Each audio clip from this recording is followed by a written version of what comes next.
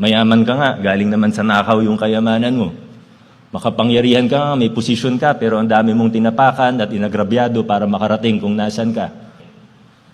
Ang pangarap ba natin sa buhay ay magkaroon ng mataas na posisyon? Maging CEO ng gantong kumpanya?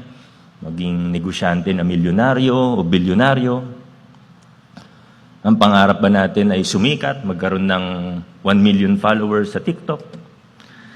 Ang pangarap ba natin ay magkaroon ng mataas na posisyon at maging makapangyarihan?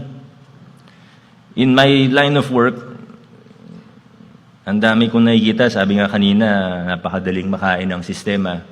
People start off with good intentions. But the saddest thing that I've seen as a person in government or working with government are actually people who have the right intentions when they start. But along the way, they get lost.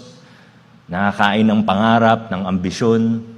And again, there's nothing wrong with ambition per se. There's nothing wrong with big, lofty dreams.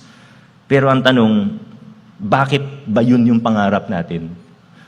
Ba't ko gusto magkaposisyon? Ask myself every day, ba't ko ba gusto maging mayor? Ba't ko ginusto maging mayor?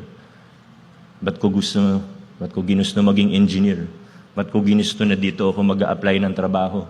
Pag may trabaho ka na, ba't ko gustong ma-promote? Ano bang meron?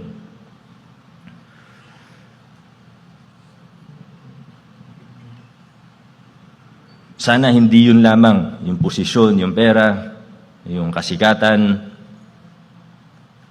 Successful ka nga, magulo naman yung pamilya mo. Mayaman ka nga, galing naman sa nakaw yung kayamanan mo. Makapangyarihan ka nga, may posisyon ka, pero ang dami mong tinapakan at inagrabyado para makarating kung nasan ka. I hope that we don't think that it is worth it. I hope we take time, as early as now, to stop and think, bakit? Ano bang gusto kong makamit sa aking buhay?